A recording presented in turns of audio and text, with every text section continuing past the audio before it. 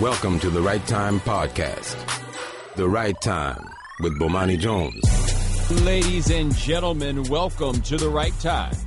My name is Bomani Jones. Thanks for listening on ESPN Radio and the ESPN app. We are presented by Progressive Insurance. You can send us a tweet at the 1-800-Flowers.com Twitter feed.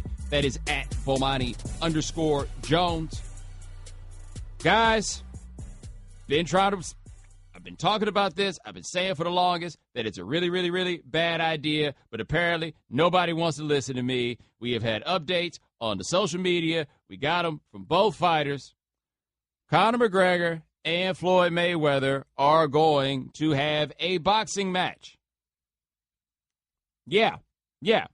So one guy, the best boxer of his era, will be facing another guy who isn't a boxer. And y'all are going to watch. Y'all are going to watch. You know, the worst thing about the fact is that y'all are going to watch because y'all are going to watch. That means I got to watch. Why I got to watch? Because this is going to wind up being big. Now, I have told you guys, I feel as though a Floyd Mayweather-Conor McGregor fight is going to tear America apart at a time when America is frayed. Right? I feel like we as Americans, we don't love each other in the ways that we should love each other. We do not. We should love each other a little bit more, and we do not. And I don't feel like this is going to help build the love. I just do not. Why do I not feel like this is going to help build the love? I don't feel like it's going to help build the love because we are dealing with at least one person who traffics in race baiting to promote fights, and that is Floyd Mayweather. Now, the thing is, normally with Floyd Mayweather, when he's doing that, it's against Mexicans. His daddy, Roger Mayweather, refers to himself as the Mexican assassin. Remember that in 24/7? He called himself the Mexican assassin because of the way he be killing the Mexicans while they're boxing. And I'm like, yo, that can't be your nickname. That also sounds like a great way to get hit in the head with a bottle coming out to the ring. But that is it. Floyd plays that game. There's a reason why Floyd stayed having them fights in Vegas on Cinco de Mayo weekend against somebody speaking Spanish. If they couldn't find a Mexican, they'd pass an Argentinian off in front of you and just say that he was Mexican. Right? Like that is what he does. He traffics in this all the time. I don't follow enough UFC to know if Conor really traffics in that. Well, actually, no. He did refer to the homie Nate Diaz that time as just a cholo from the hood. Guys, that's how they sell fights. That's how fights get sold. It's worked from the beginning of time. They've made movies about these things. And given that this is nothing but a clown show, and look, there's no way to refer to this as anything other than a clown show because there's no reason for anybody to believe that Conor McGregor has a chance to beat Floyd Mayweather. None. Let me get a look here. We got some of these odds in this fight. You know how much money you got to put down to make like a dime betting on Floyd Mayweather? It is ridiculously difficult. Yeah, Floyd Mayweather is a negative 1,100 favorite at Westgate. Negative 1,100. May 30th, Westgate took a $50,000 bet on Mayweather. That was at negative 800, okay? If you put down $50,000 at negative 800, you get back $6,250. This is going to shock you, by the way. 92% of the bets as of now are on McGregor. A, that's the only way that you can make any money. And B, there's going to be a lot of wishful thinking as we come across this fight. I feel like as this fight gets closer and closer, y'all need to watch The Great White Hype. The movie The Great White Hype, directed by the brilliant Hudlin brothers. And then that way, once you do that, you can get yourself an education on exactly how this fight promotion is going to go. The difference is, at least this time, the Irish guy is actually Irish. Now, how many people are going to become Irish in the build-up to this fight? How many? Because one thing about it, man, they are real good at making you believe that this underdog has a chance to win. Real good. And all you got to do is have not even an emotional attachment to somebody, but just some reason to believe. Some reason at all to believe. So I'll give you an example. Who remembers when Mike Tyson fought Lennox Lewis? Mike Tyson fought Lennox Lewis. I already forgot the year, but he fought him in Memphis, right? By the way, I love the thought. Heavyweight championship fight in Memphis. But Mike Tyson fought Lennox Lewis in Memphis. And we'd seen Mike bite Holyfield's ear off. We'd seen Mike didn't really have it anymore. Mike wasn't the guy that we had seen in the past. But you could not convince me that Mike didn't have a chance to win that fight against Lennox Lewis. Mike went out there in the first round, and it was like, okay, Mike ain't going to win this fight. But you couldn't tell me that. I think Mike has got a chance. I think Mike has got a chance. It was 2002. I think Mike got a chance. I think Mike got a chance. Because you will convince yourselves of these things. How many people are going to trick themselves into believing that Conor McGregor can win this fight against Floyd Mayweather? Are you going to trick yourself into that? Like, I just want to know. And, by the way, if you cannot trick yourself into believing that Floyd Mayweather will lose to Conor McGregor, why are you ordering the fight? Like, the expectation is that this is going to get more pay-per-view buys than Mayweather-Pacquiao. Now, granted, we got Mayweather-Pacquiao way after we actually wanted it, but we got it, and Pacquiao is a real, live, actual boxer. McGregor, this isn't what he does. This isn't it. But it'll make for some dope press conferences.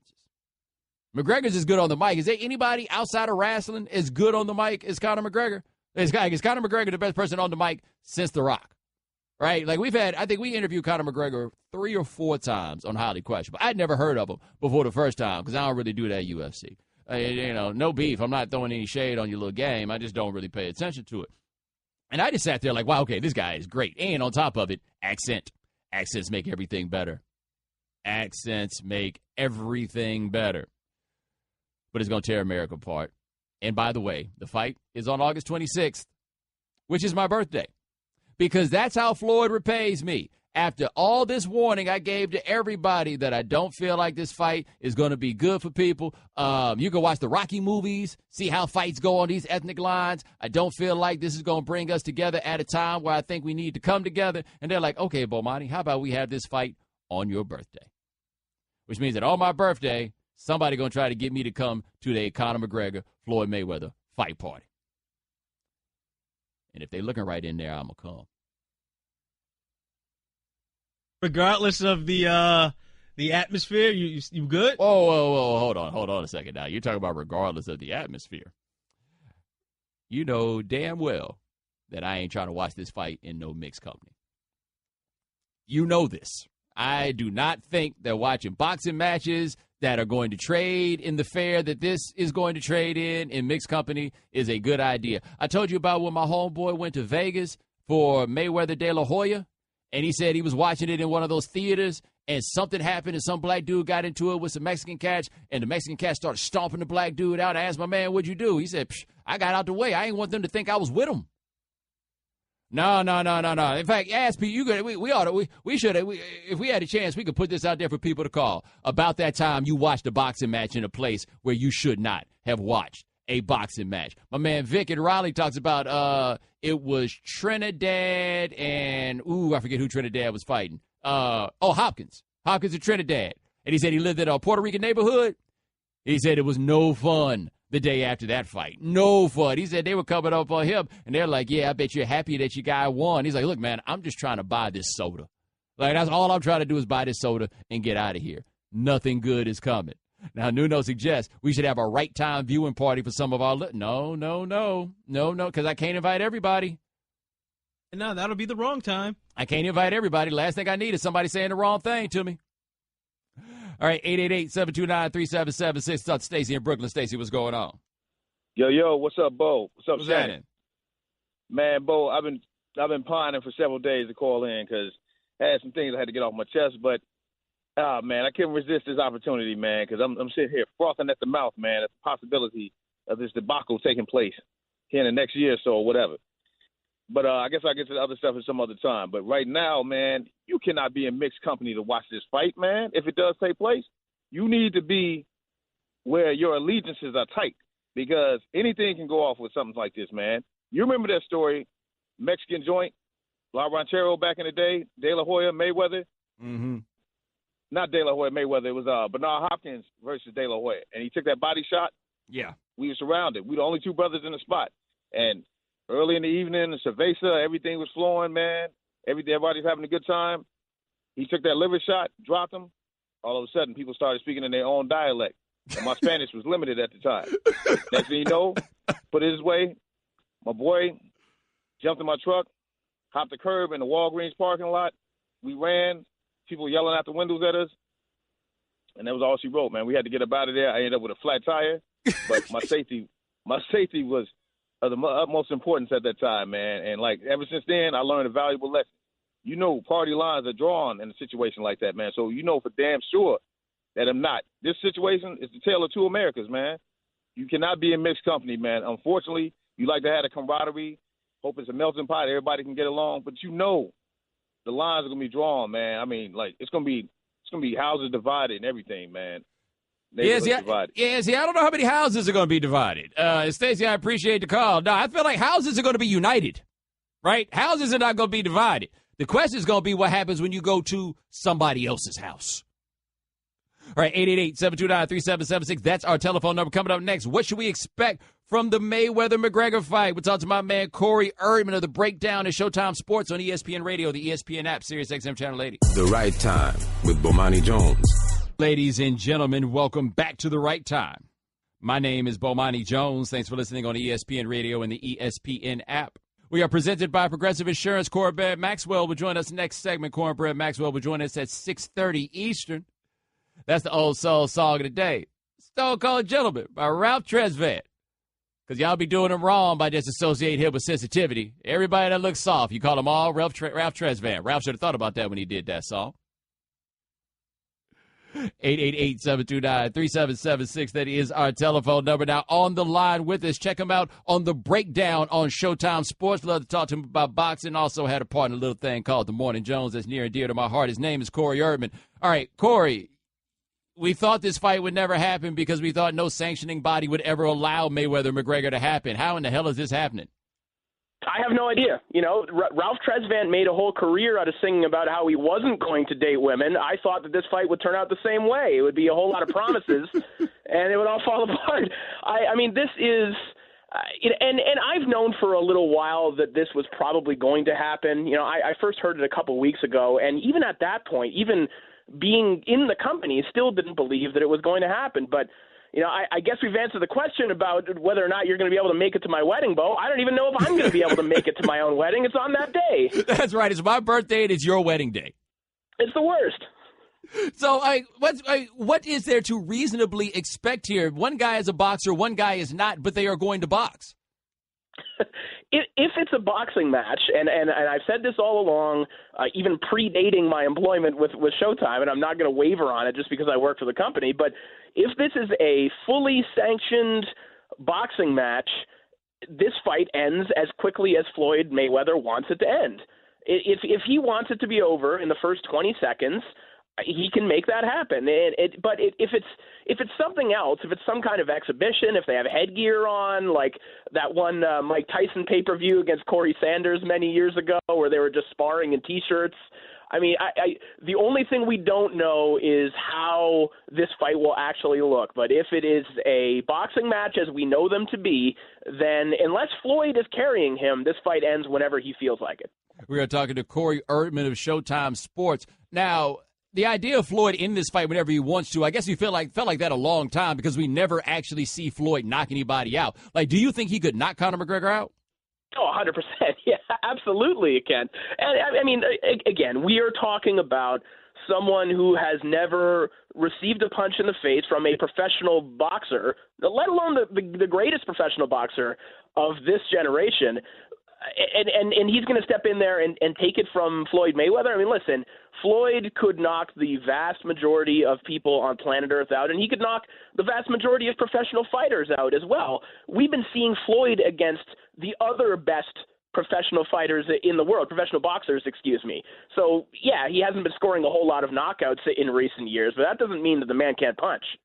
All right, we're talking to Corey Erdman of Showtime Sports here on The Right Time. Now, for McGregor, I mean, is there anything to get out of this other than money? Like, I'm a little confused. I'm actually shocked that Dana White went along with this. But for McGregor, is there anything other than money? Well, I mean, there's a lot of money, but there's also nothing to lose. I mean, he could, and the dollar figures being thrown around are baffling right now. And I don't know that it's necessarily going to be true that Conor is going to make $100 million because if you look at his career high purse in the UFC, I think his career high purse is something like $3 million. So that's a gargantuan leap, even accounting for the status of his opponent and the colossal risk that he's going to take physically fighting in a sport that he's never fought in.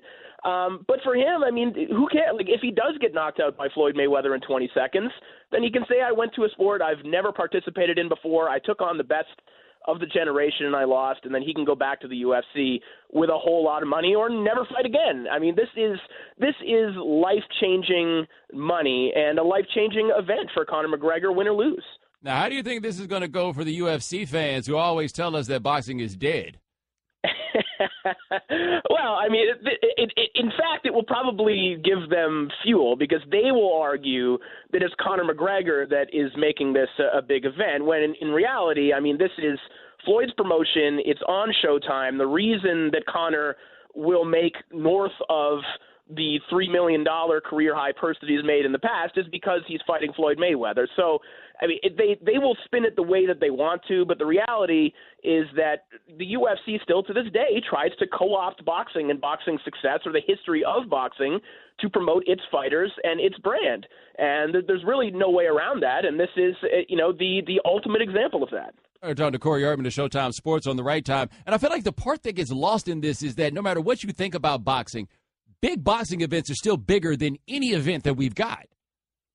Absolutely. I mean, look what just happened. Sports Center stopped, and we announced a boxing match. Right now, granted, of course, it involves the UFC fighter as well, but very few things could make that happen, even in the general sports world. A big trade might happen in one of the four major sports, and it might take over the bar on the bottom of your screen. But I can't think of too many things that would happen outside of, like deaths or something like that would interrupt television coverage and that everyone would stop what they're doing to cover that or lead off their shows with it. Boxing still has that ability. And on a scale of 1 to 10, the racial element in this fight will be where?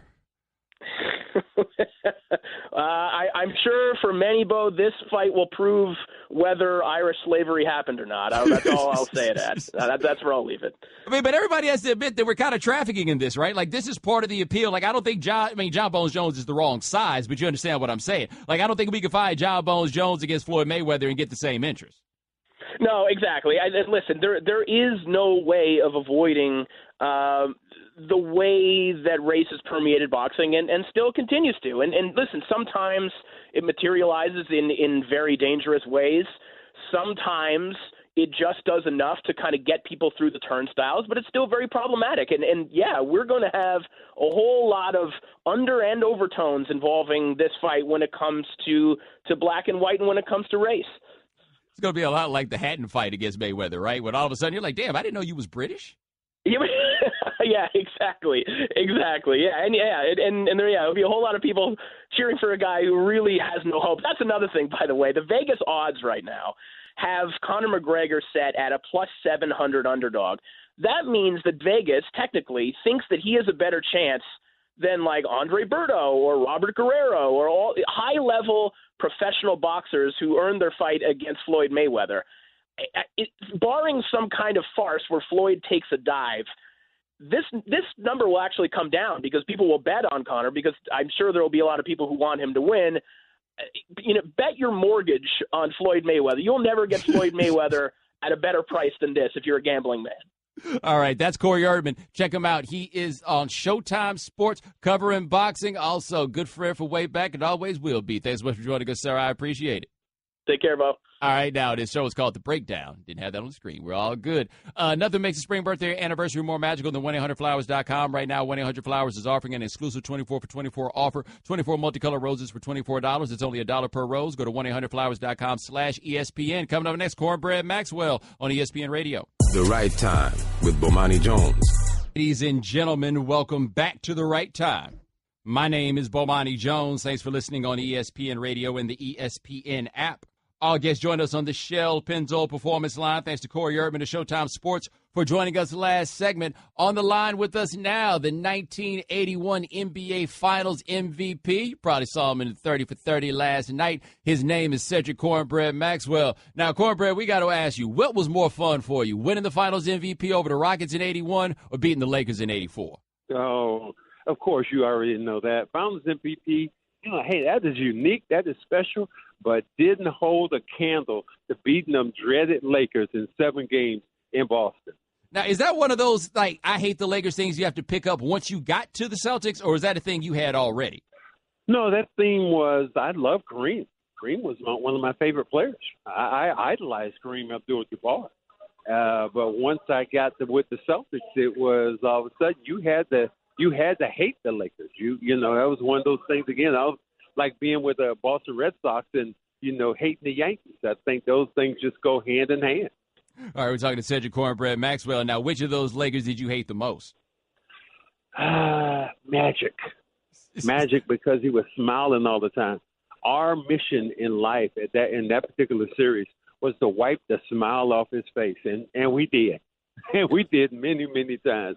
I had enough controversy with one of my guys from North Carolina, James Worthy, who, you know, I really liked, but in that series and during that time in my life, I hated his guts. We're talking to Conbread Maxwell on the right time. Now, when you talk about Magic like that, man, you know it just sounded like you was hating, right? So, well, I'm a congratulator. I think that he is absolutely one of the best. But let me give you a small story how this goes.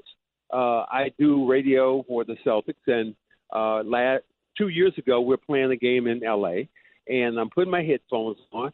And as I put my headphones on just before the game, somebody slaps him in the back of the head. I look to my left, nothing. I look to my right, and Magic Johnson is walking by laughing. So you tell me why I shouldn't hate Magic. We are talking to Conbread Maxwell on the right time. Now, how much did Larry Bird want to beat Magic? Well, I think that rivalry is because Larry had lost to Magic, in college.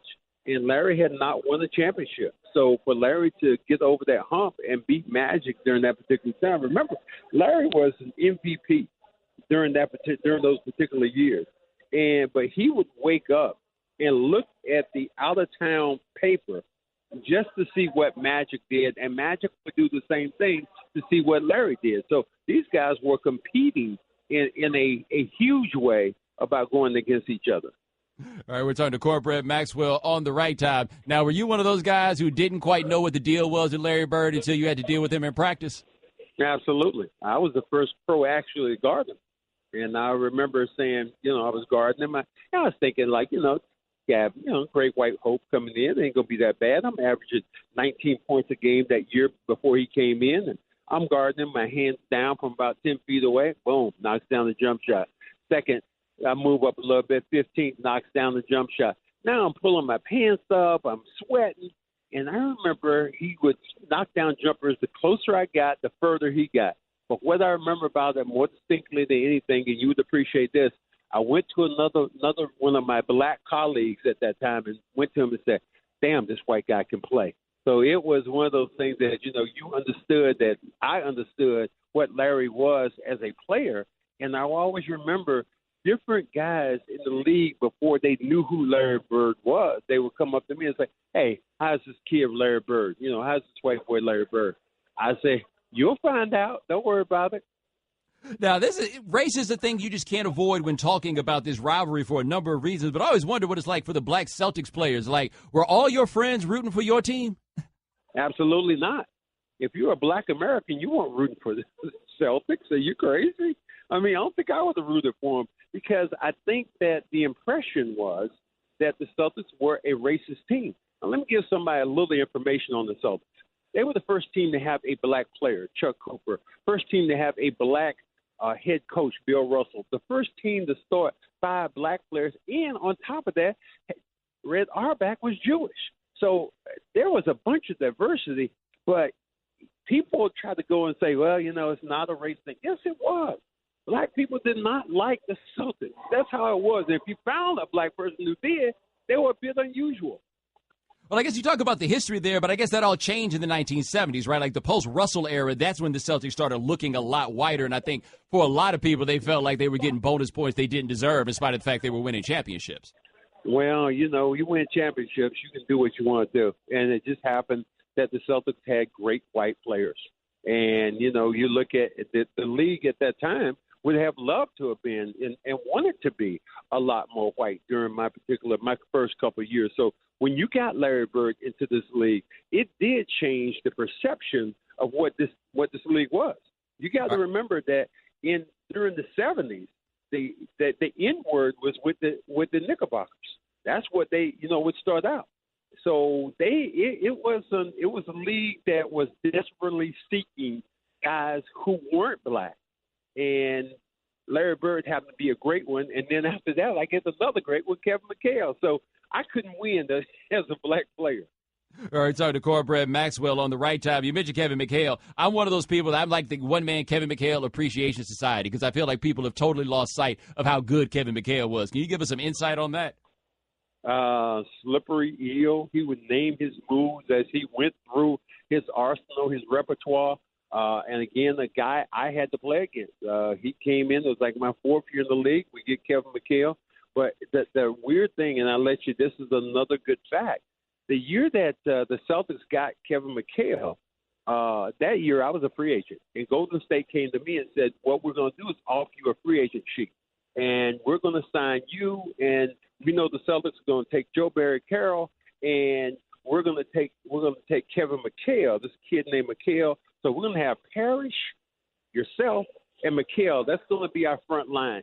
2 days later, they changed and switched the picks with Celtics on top of that, giving the Celtics the third round pick, and then actually taking Robert Parrish along with it. So it was an amazing turnabout for the Celtics.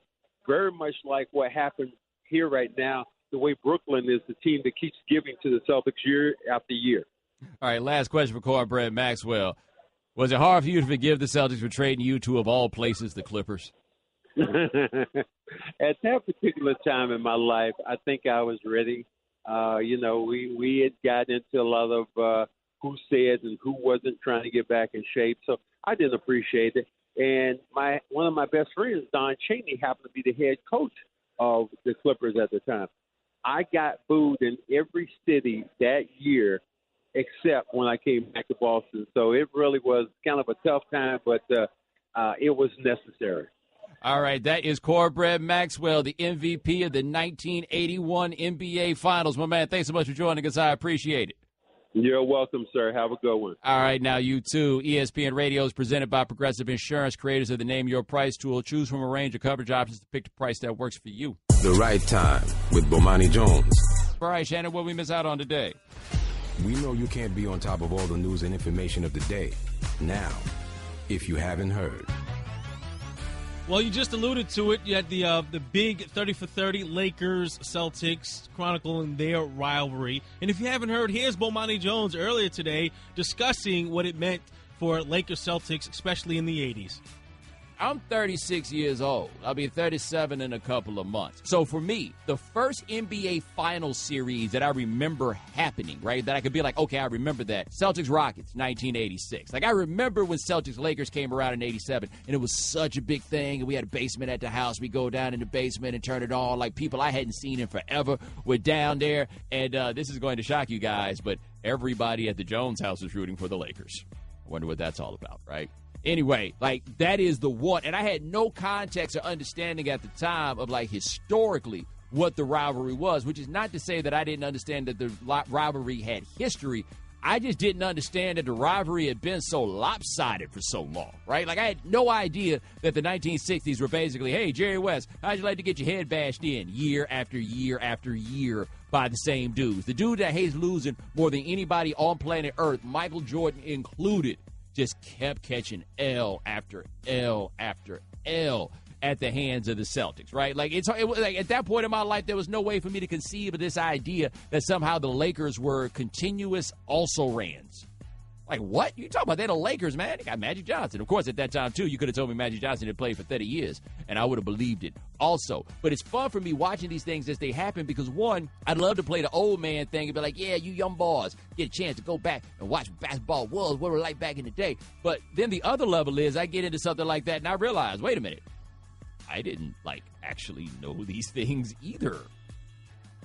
Tweeted this out prior to the 30 for 30 coming on, airing last night. But back in my day, Twitter and back in my day, basketball fans really had a field day. So if there's anything that I'm looking forward to the most is seeing like the progression now, because you had the hatred with the Lakers and the resentment that they had for the Celtics. But it's going to be fun, like you alluded to see the behind the scenes that went on with this. Yeah. So like I'm curious, like looking at it now, I know Magic wanted to win, but it seems as though Bird wanted to beat Magic more than it was Bird winning. Right. That's a great point. Like, it was personal to Bird in a way that it was not personal to Magic. Like, Magic was generally, I'm trying to win. Bird's like, I'm trying to beat you.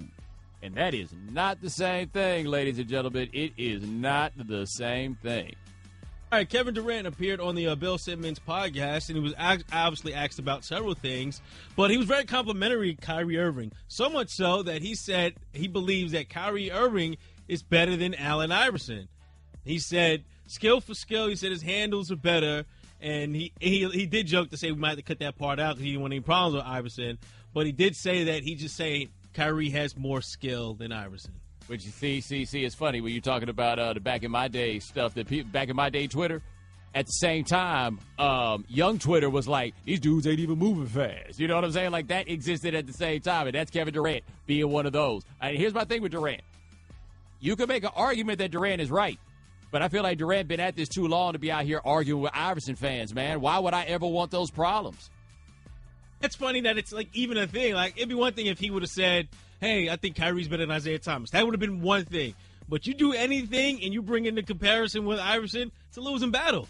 Those are problems you don't want. Absolutely not. By the way, if you haven't heard, it's brought to you by Saks Underwear. Try Saks Underwear with their patented ballpark pouch, or give the man in your life life-changing underwear for Father's Day. Go to SaksUnderwear.com. That's SAXXUnderwear.com. All right, we got the Major League Baseball draft going on, and it was a particular player that piqued my interest today. In the 27th round, a gentleman by the name of Darren Baker was selected. And if that name is not familiar, that is Dusty Baker's son. And that's the same little boy back in the 2002 World Series who was the bat boy, and he almost got run over, and JT Snow, I believe it was, scooped him up. So, yeah, Bomani, we owe. We owe, bro. We owe. Like, I mean, he was so tiny and little and adorable, and now apparently he's a quasi-grown man. Who knew? All right, moving on. Right now, it seems as though a foregone conclusion that Lonzo Ball is going to be taken by the Lakers, but the Lakers still got to do their due diligence, and they worked out prospects Josh Johnson and De'Aaron Fox, who they worked out for the Lakers. But realistically, is there any shot that the Lakers take anybody but Lonzo? Yeah. Totally. I mean, look, there's a lot here with people saying that the Lakers are really thinking about taking Josh Jackson. I think that Fox might be the move, but Fox is not a great shooter, so I can see them going away from that. But I wouldn't be surprised if they went with Josh Jackson. Like, I'm not as sold on Lonzo as other people are.